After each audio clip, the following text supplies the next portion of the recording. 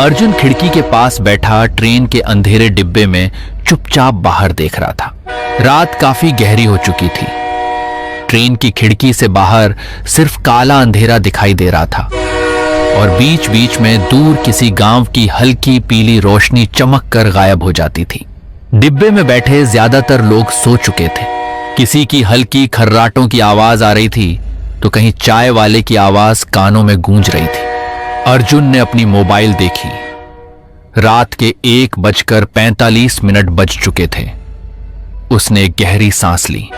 कितने साल बाद दादाजी के गांव जा रहा हूं। अरे बेटा, तुम कहाँ जा रहे हो? चाचा, मैं अपने गांव भानपुर जा रहा हूं। बचपन में वह हर गर्मियों की छुट्टियों में वहां जाया करता था, लेकिन पढ़ाई, काम और शहर की भागदौड़ में वह गांव जैसे कहीं पीछे छूट गया था। इस बार दादाजी की तबीयत ठीक नहीं है, इसलिए पिताजी ने मुझे तुरंत गांव जाने को कहा था। ट्रेन धीरे धीरे अपनी रफ्तार कम करने लगी। बेटा, अगला स्टेशन तुम्हारा ही है शायद। अर्जुन ने सिर हिलाया। जी काका, मुझे यहीं अगले स्टेशन में उतरना है। बेटा, रात बहुत हो गई है, संभल कर जाना। जी काका, शुक्रिया।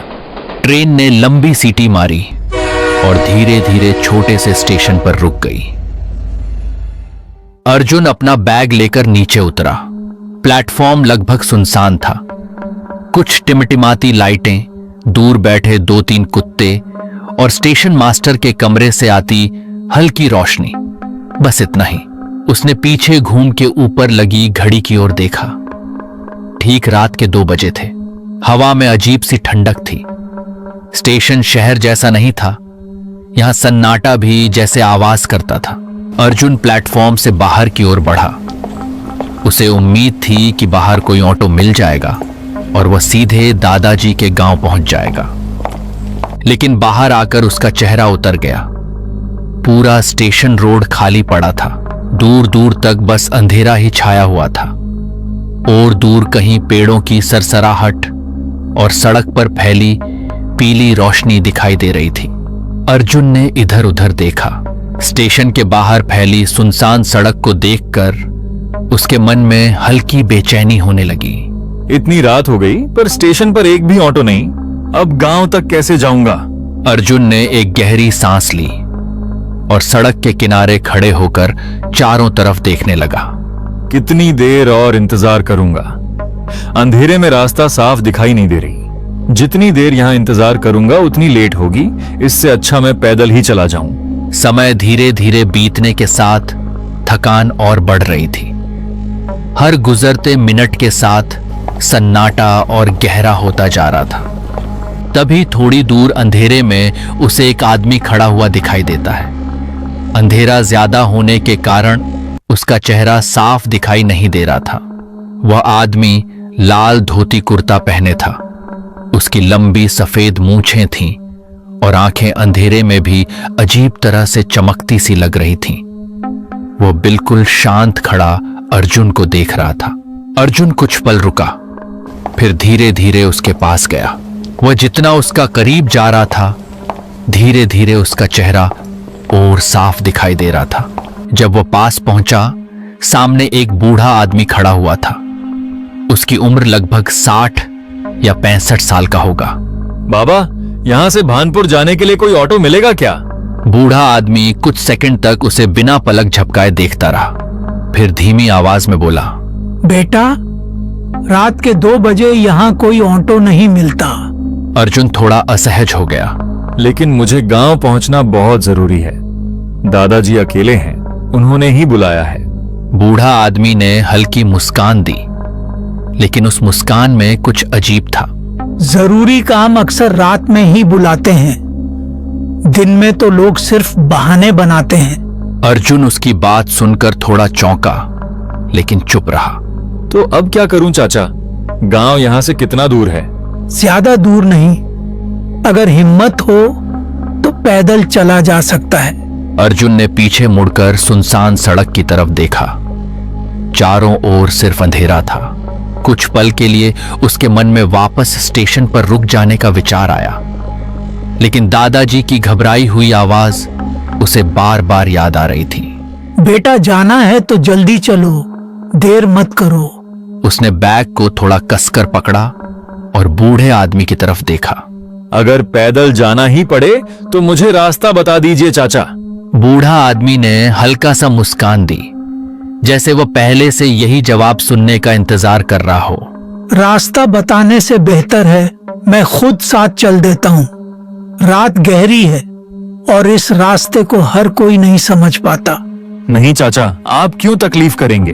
बेहतर होगा आप मुझे रास्ता बता दीजिए। कुछ रास्ते ऐसे होते हैं बेटा जहाँ अकेले चलना ठीक नहीं होता। उसकी आवाज में ऐसी गंभीरता थी कि अर्जुन ने आगे कुछ नहीं कहा। दोनों धीरे धीरे सुनसान सड़क पर चलने लगे। स्टेशन की हल्की रोशनी अब पीछे छूट चुकी थी। सामने सिर्फ लंबी खाली सड़क थी। अर्जुन ने कई बार पीछे मुड़कर देखा, लेकिन हर बार सिर्फ अंधेरा ही दिखाई देता। कुछ देर तक दोनों चुपचाप चलते रहे। सिर्फ कदमों की आवाज थी। चाचा, आप यहीं रहते हैं क्या? हाँ, बहुत साल पहले मैं यहीं रहता हूँ। लेकिन चाचा, मैंने आपको पहले कभी नहीं देखा। जो लोग देर से लौटते हैं वही मुझे देख पाते हैं। अर्जुन उसके जवाब को समझ नहीं पाया। उसने बात बदलने की कोशिश की। चाचा, मेरा गांव भानपुर है। दादाजी का नाम राम प्रसाद है, शायद आप जानते होंगे। बूढ़ा आदमी अचानक रुक गया। उसके कदम रुकते ही अर्जुन भी ठिठक गया। बूढ़ा आदमी ने धीरे से उसकी तरफ देखा। राम प्रसाद? जी चाचा, आप जानते हैं उन्हें? कुछ पल तक बूढ़ा आदमी चुप रहा। हवा और ठंडी लगने लगी। बहुत पुराने आदमी हैं, बहुत कुछ देखा है उन्होंने और बहुत कुछ छुपाया भी है। छुपाया? क्या मतलब? बूढ़ा आदमी फिर चलने लगा। कुछ बातें रात खुद बता देती हैं, इंसानों को बोलने की जरूरत नहीं पड़ती। अब अर्जुन के मन में बेचैनी बढ़ने लगी थी। दादाजी ने अचानक बुलाया। ये अजीब बूढ़ा आदमी और उसकी रहस्यमयी बातें सब कुछ किसी अनजाने डर की तरफ इशारा कर रहा था। रास्ता अब और सुनसान हो गया था। दूर दूर तक कोई घर नहीं, कोई आवाज नहीं, सिर्फ हवा और कभी कभी किसी उल्लू की आवाज। चलते चलते अचानक दूर एक हल्की रोशनी दिखाई दी। अंधेरे के बीच वो पीली रोशनी किसी उम्मीद जैसी लग रही थी। चाचा, वहां वो क्या है? बूढ़ा आदमी ने बिना देखे जवाब दिया। चाय की एक पुरानी दुकान है। रात में भटके हुए लोग वहीं रुकते हैं। तुम भी चलो, चाय पीकर जाना। जैसे जैसे वो आगे बढ़े, वह जगह साफ दिखाई देने लगी। एक सुनसान मोड़ पर सड़क के किनारे टीन की छत वाली एक छोटी सी चाय की टपरी थी। बाहर एक पुरानी लालटेन टंगी हुई थी, जिसकी लौ हवा में कांप रही थी। सामने एक पुरानी लकड़ी की बेंच पर एक बूढ़ी औरत बैठी थी। उसके सफेद बाल बंधे हुए थे, चेहरे पर गहरी झुर्रियां थीं और हाथ में मिट्टी का कुल्हड़ था, जिससे वह धीरे धीरे चाय पी रही थी। बगल में एक पुरानी बेंच पर एक आदमी चुपचाप बैठा था, सिर थोड़ा झुका हुआ, हाथ आपस में जुड़े हुए और चेहरे पर अजीब सी गंभीरता। वो बिना हिले अर्जुन को देख रहा था। आओ बेटा, यही जगह है, बैठ जाओ। चाचा, ये लोग इतनी रात में यहाँ क्यों हैं? कुछ लोग रात के लिए जागते नहीं, रात उनका इंतजार करती है। अर्जुन बहुत थका हुआ था और आकर बेंच पर बैठ गया। अरे अर्जुन, देर हो गई। रास्ता ढूंढने में परेशानी हुई क्या? अर्जुन एक पल के लिए ठिठक गया। आप मुझे जानते हैं? इस रास्ते से जो भी आता है उसकी खबर पहले ही मिल जाती है। अर्जुन अब चुप था। वह बस उस आदमी को देख रहा था। तभी चाय वाले ने कहा, जो कब से चुप था, उसकी आवाज गहरी थी। शहर से आए हो शायद, चेहरा बता रहा है। जी, मैं भानपुर जा रहा हूँ। दादाजी ने बुलाया है। भानपुर? जी, मुझे भानपुर जाना है। चाय वाले का चेहरा लालटेन की आधी रोशनी में था। आंखें गहरी और चेहरा ऐसा जैसे बहुत कुछ जानता हो। वहां तक पहुंचने वाले लोग अक्सर रास्ते से ज्यादा अपने अतीत से डरते हैं। आप लोग आखिर ऐसी बातें क्यों कर रहे हैं? मैं सिर्फ अपने दादाजी के पास जा रहा हूं। बेंच पर बैठा आदमी हल्का सा मुस्कुराया। हर कोई यही सोचकर आता है कि वो सिर्फ किसी से मिलने जा रहा है, लेकिन कुछ जगहों पर लोग नहीं, किस्मत इंतजार करती है। अर्जुन ने गहरी सांस ली। अब वो खुद को रोक नहीं पाया। एक बात बताइए, रात के 2 बजे इस घने जंगल के बीच ये चाय की दुकान क्यों खुली है? यहां कौन आता है? उसके सवाल के बाद अचानक सब चुप हो गए। लालटेन की लौ एक बार तेज हुई, फिर धीमी पड़ गई। बेटा, यहां वो लोग आते हैं जो रास्ता भटक जाते हैं, और वो भी जिन्हें रात खुद बुलाती है। मुझे कोई रात बात ने नहीं बुलाया, मुझे मेरे दादाजी ने बुलाया है। बेंच पर बैठा आदमी हल्का सा मुस्कुराया। अर्जुन को अब अजीब सा महसूस होने लगा था। एक अनजानी डर उसके मन में घर कर चुकी थी। बाहर अचानक तेज हवा चली, लालटेन जोर से हिली, और उसी पल टपरी के पीछे किसी औरत के रोने की धीमी आवाज सुनाई दी। अर्जुन के हाथ से लगभग कुल्हड़ छूट ही गया। उसने घबराकर पीछे अंधेरे जंगल की तरफ देखा। यह आवाज कैसी थी? वहां कौन है? कोई औरत रो रही है क्या? कुछ पल के लिए टपरी में फिर से सन्नाटा छा गया। बेटा, रात के अंधेरे में बहुत सी आवाजें सुनाई देती हैं। हर आवाज सच नहीं होती। लेकिन चाचा, मैंने साफ सुना कोई रो रहा था। कभी कभी थका हुआ मन भी आवाजें बना लेता है। शायद तुम्हारा वहम होगा। अर्जुन ने फिर पीछे देखा। अब वहां सिर्फ अंधेरा था, गहरा, चुप और डरावना अंधेरा। हवा फिर चलने लगी। पेड़ों की शाखाएं ऐसे हिल रही थीं जैसे कोई उनमें छिपकर धीरे धीरे हंस रहा हो। अर्जुन ने जल्दी से अपना बैग उठाया। नहीं, मुझे अब चलना चाहिए, दादाजी इंतजार कर रहे होंगे। भानपुर का रास्ता यहीं से सीधा है ना? बूढ़ा आदमी ने बिना कुछ कहे हाथ से सामने की पगडंडी की तरफ इशारा किया। सीधा चलते जाओ, लेकिन पीछे मुड़कर मत देखना। अर्जुन एक पल के लिए रुक गया। लेकिन पीछे मोड़ने से क्या होगा? क्योंकि कुछ चीजें सिर्फ पीछे से ही दिखाई देती है। अर्जुन का गला सूख गया।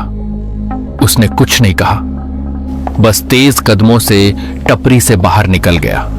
रात और गहरी हो चुकी थी। अर्जुन तेज तेज कदमों से चलने लगा। उसके कानों में अब भी वही रोने की आवाज गूंज रही थी। उसने कई बार महसूस किया जैसे कोई उसके पीछे चल रहा हो, लेकिन चाय वाले की बात याद आते ही उसने पीछे मुड़ने की हिम्मत नहीं की। अर्जुन सिर्फ चलता रहा। ठंडी हवा और दिल की तेज धड़कन। कुछ देर बाद दूर उसे अपने गांव भानपुर की पहली हल्की रोशनी दिखाई दी। वह राहत की सांस लेते हुए लगभग दौड़ पड़ा।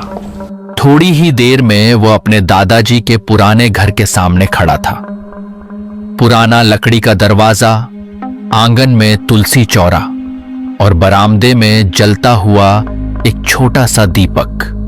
अर्जुन ने जल्दी जाकर दरवाजा खटखटाया। अंदर से दादाजी की आवाज आई। कौन?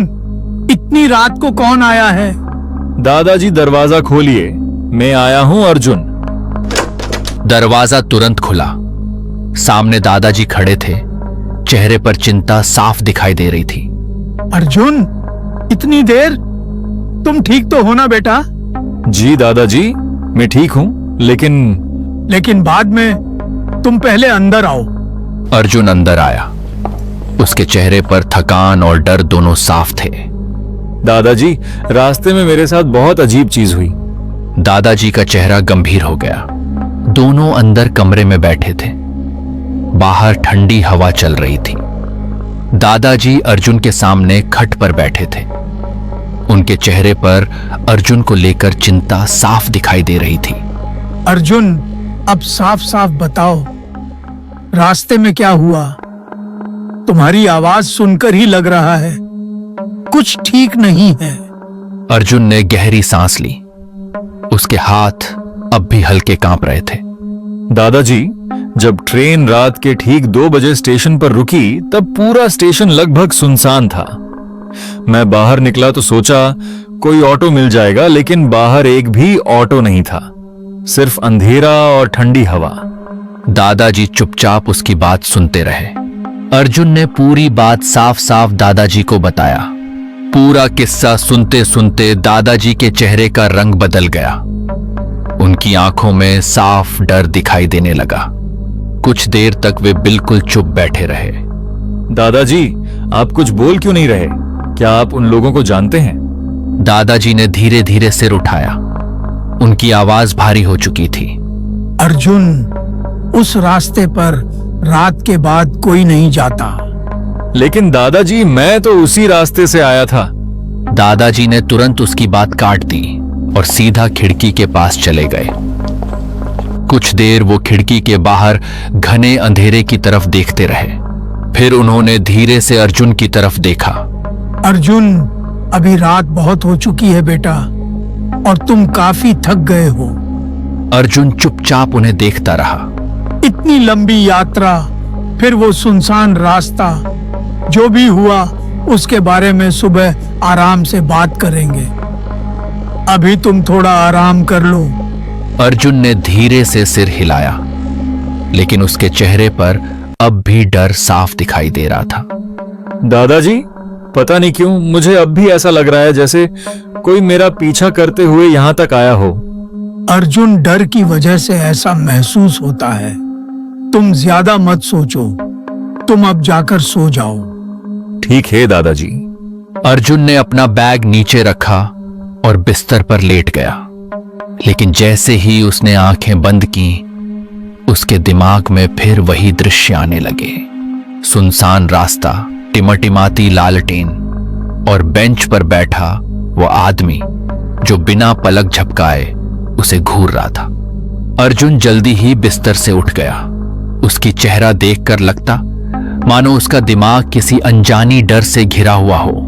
उसने गहरी सांस ली और खुद को समझाने की कोशिश की। शायद मैं जरूरत से ज्यादा सोच रहा हूं। बाहर हवा की आवाज और तेज हो गई थी। थकान इतनी ज्यादा थी कि कुछ ही देर बाद उसकी आंखें भारी होने लगीं। धीरे धीरे वो बिस्तर पर लेट गया और कुछ ही मिनटों में अर्जुन गहरी नींद में सो गया। दिन भर वह दादाजी के साथ घर के छोटे मोटे कामों में लगा रहा। कभी आंगन में बैठकर बातें करता, कभी पुराने दिनों को याद करता। लेकिन उसके मन में एक और बात बार बार आ रही थी। मुकेश। काका के घर जा रहा हूं कहकर अर्जुन मुकेश की घर के और निकल पड़ा, क्योंकि उसे पता था अगर दादाजी जानेंगे कि वो मुकेश की घर जा रहा है तो उसे जाने के लिए मना करेंगे। क्योंकि कुछ साल पहले मुकेश की घर और अर्जुन के घर में कुछ कारण की वजह से बातचीत नहीं होती थी। मुकेश उसका बचपन का सबसे अच्छा दोस्त था। दोनों ने साथ खेलते हुए, साथ स्कूल जाते हुए और गांव की गलियों में घूमते हुए अपना बचपन बिताया था। कई साल हो चुके थे उन्हें आमने सामने मिले हुए। अर्जुन ने सोचा था कि वह दोपहर में ही मुकेश से मिलने चला जाएगा, लेकिन दिन भर कुछ जरूरी कामों में समय निकल गया। देखते देखते शाम होने लगी। आसमान में सूरज धीरे धीरे ढल चुका था। चारों तरफ शाम की अंधेरा छाई हुई थी। चलते चलते अर्जुन को पुराने दिन याद आने लगे। उसे याद आया कैसे वह और मुकेश बरसात में खेतों में दौड़ा करते थे, कैसे दोनों नदी के किनारे घंटों बैठे रहते थे। कितनी बार दोनों ने मिलकर गांव वालों की डांट भी खाई थी और फिर हंसते हुए भाग गए थे। उन यादों को सोचकर अर्जुन के चेहरे पर हल्की मुस्कान आ गई। मुकेश बचपन से ही भानपुर में पला बड़ा था। मुकेश जब छोटा था उसके दादा दादी का देहांत हो चुका था। अब वह अपने पुश्तैनी घर में उसकी पत्नी के साथ रहता था। कई सालों से उसके माता पिता शहर में काम करते थे। गांव के लोग मुकेश को शांत स्वभाव का मानते थे। सोचते सोचते अर्जुन गांव की आखिरी गली तक पहुंच गया। शाम अब रात में बदल चुकी थी और हवा में हल्की ठंडक घुल चुकी थी। कुछ ही देर बाद उसे सामने मुकेश का घर दिखाई दिया। पुराना 2 मंजिला मकान, ऊंची दीवारें, लकड़ी का बड़ा दरवाजा और बरामदे में जलता हुआ पीला बल्ब। अर्जुन कुछ पल वहीं खड़ा रहा। इतने वर्षों बाद वह अपने पुराने दोस्त से मिलने जा रहा था। फिर उसने जाकर दरवाजा खटखटाया और तभी अंदर से कदमों की आवाज आई। कुछ सेकंड बाद दरवाजा खुला। सामने मुकेश खड़ा था। दोनों कुछ पल तक एक दूसरे को देखते रहे। फिर मुकेश के चेहरे पर बड़ी सी मुस्कान आ गई। अरे अर्जुन, सच में तू है या ये मेरा बहम है? क्यों, भूत समझ लिया था क्या? नहीं यार, बस यकीन नहीं हो रहा, इतने साल बाद अचानक सामने खड़ा है। कई सालों की दूरी जैसे एक पल में खत्म हो गई। मुकेश उसे अंदर ले गया। घर अंदर से काफी बड़ा था, लेकिन अजीब तरह से शांत भी। कमरों में पुराना फर्नीचर रखा था। दीवारों पर समय की छाप साफ दिखाई देती थी। मुकेश अर्जुन को अपने कमरे के अंदर ले गया। भाई, मैंने सुना था तू शादीशुदा है, लेकिन घर में तो लगता है कोई नहीं है। हाँ भाई, तूने सही सुना है। मेरी पत्नी और बच्चे उनके गांव गए हुए हैं। इतनी बड़ी सुनसान घर में तू अकेला रहता है? नहीं भाई, अकेला नहीं, बीवी बच्चे कल आ जाएंगे। और मेरा गांव में कुछ काम था, इसलिए मैं जा नहीं पाया। जो हुआ अच्छा हुआ, तुझसे बहुत दिनों बाद मुलाकात हो गई। अर्जुन को अब थोड़ा अजीब सा महसूस हो रहा था, लेकिन इतने सालों बाद मिले थे, इसलिए बातों का सिलसिला रुकने का नाम ही नहीं ले रहा था। मेरा गला जैसे सूख रहा है, क्या मुझे एक गिलास पानी मिलेगा? अरे ये कोई पूछने की बात है? तू यही रुक, मैं पानी लेकर आता हूं। यह कहकर मुकेश अर्जुन के लिए पानी लाने चला गया। रात के करीब 1 या 2 बज चुके थे। कमरे में एक अजीब सा गंध महसूस हो रहा था और तभी खिड़की से किसी औरत की रोने की धीमी आवाज सुनाई दी। ये कैसी आवाज थी? अर्जुन धीरे धीरे खिड़की के पास गया। उसने चारों तरफ नजरें घुमाया, लेकिन उसे घना अंधेरा के सिवा कुछ नहीं दिखा। तभी उसे पीछे से आवाज आती है। अर्जुन! उसके पीछे मुकेश खड़ा हुआ था। अरे भाई, तेरे चेहरे पर ये 12 क्यों बजे हुए? कुछ नहीं, ऐसे ही, बस थोड़ा घुटन सा हो रहा है। तो फिर ठीक है, तू थोड़ी देर आराम कर ले। यह कहकर मुकेश कमरे से बाहर चला गया। वो अब कमरे में अकेला था। कमरे के अंदर सन्नाटा जैसे उसकी कानों को चीर रही थी। ये मेरे साथ हो क्या रहा है? उस दिन वो अजीब घटनाएं और आज वो औरत की रोने की आवाज। वो बार बार उस खिड़की की तरफ देख रहा था। उसे लग रहा था कि जैसे कोई अदृश्य शक्ति उसके पीछे पड़ी हो। अर्जुन कमरे में बैठा हुआ था कि उसकी नजर एक दरवाजे के ऊपर जाकर पड़ी। वह कमरा पता नहीं कब से बंद पड़ी हुई थी। ऐसा लग रहा था जैसे सालों से कोई उस कमरे के अंदर नहीं गया हो। बाहर हवा की आवाज लगातार सुनाई दे रही थी। घर के अंदर अजीब सी खामोशी पसरी हुई थी। अर्जुन धीरे धीरे अपनी जगह से उठा। उसकी नजर अब भी उसी दरवाजे पर टिकी हुई थी। ये कमरा मैंने पहले नहीं देखा। वह कुछ कदम आगे बढ़ा। जैसे जैसे वह दरवाजे के करीब पहुंच रहा था, उसके मन में अजीब सी बेचैनी भी बढ़ रही थी। दरवाजे के हैंडल पर धूल जमी हुई थी। ऐसा लग रहा था जैसे सालों से किसी ने उसे छुआ तक न हो। अर्जुन का दिल थोड़ा तेज धड़कने लगा। उसने पीछे मुड़कर देखा। मुकेश अभी तक वापस नहीं आया था। पूरे घर में सन्नाटा पसरा हुआ था। अर्जुन कुछ सेकंड तक सोचता रहा। फिर आखिरकार उसने धीरे से दरवाजे को खोला। जैसे ही उसने अंदर कदम रखा, वह कुछ पल के लिए हैरान रह गया। कमरे की दीवारों पर दर्जनों पेंटिंग्स टंगी हुई थीं। अर्जुन ने थोड़ी राहत की सांस ली। उसे अच्छी तरह पता था कि ये पेंटिंग्स मुकेश ने ही बनाया है, क्योंकि मुकेश को बचपन से पेंटिंग बनाने का बहुत शौक था। स्कूल के दिनों में भी वो हर समय कागज और रंग लेकर बैठा रहता था। शायद ये मुकेश का निजी कमरा था। अर्जुन धीरे धीरे कमरे के अंदर आगे बढ़ा। जमे हुए धूल को साफ करके अर्जुन बार बार से पेंटिंग्स को देख रहा था। तभी उसकी नजर दीवार पर टंगी हुई 3 फोटो पर पड़ती है।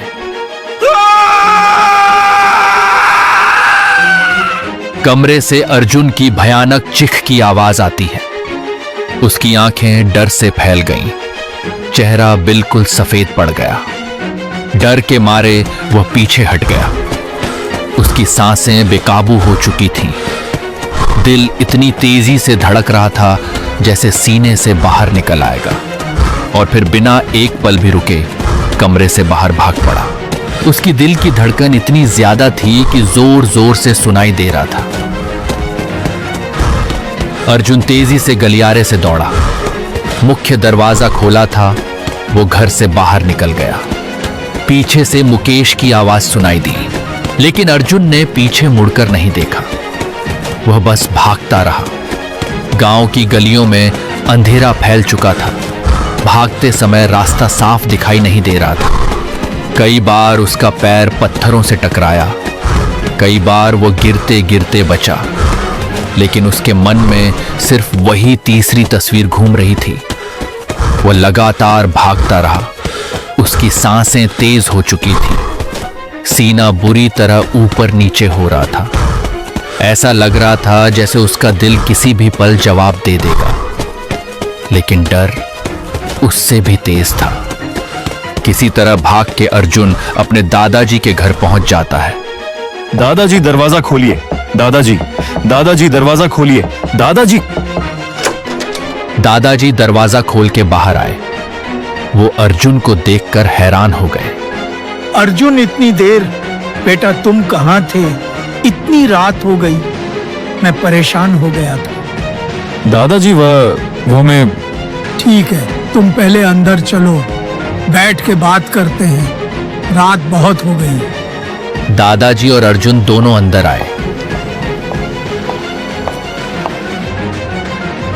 अर्जुन, अब बोलो, तुम इतने घबराए हुए क्यों हो?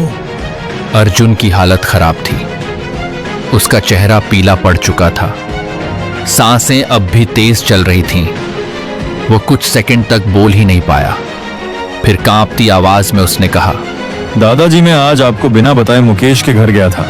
यह सुनते ही दादाजी का चेहरे का रंग उड़ गया। फिर क्या हुआ? अर्जुन ने पूरी बात दादाजी को बताई। दादाजी ध्यान से सब सुनते रहे। उनके चेहरे का रंग धीरे धीरे बदलने लगा। कुछ पल बाद उन्होंने धीमी आवाज में पूछा, लेकिन तुमने तो बताया नहीं, वो तस्वीरें किसकी थी? दादाजी, और मैंने जब ऊपर की दीवार को देखा,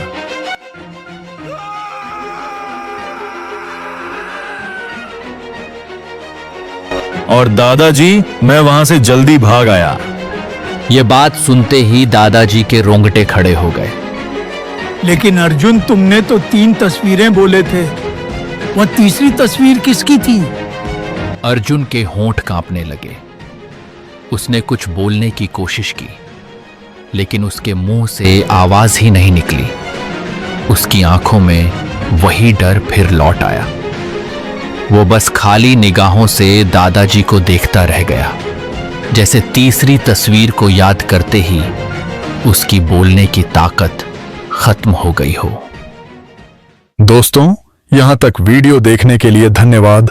अगर आप आगे की कहानी जानना चाहते हो कि अर्जुन वो तीसरी तस्वीर में क्या देखा या वह तीसरी तस्वीर किसकी थी, तो चैनल को जरूर सब्सक्राइब करके रखना, और वीडियो पसंद आए तो एक लाइक कर देना।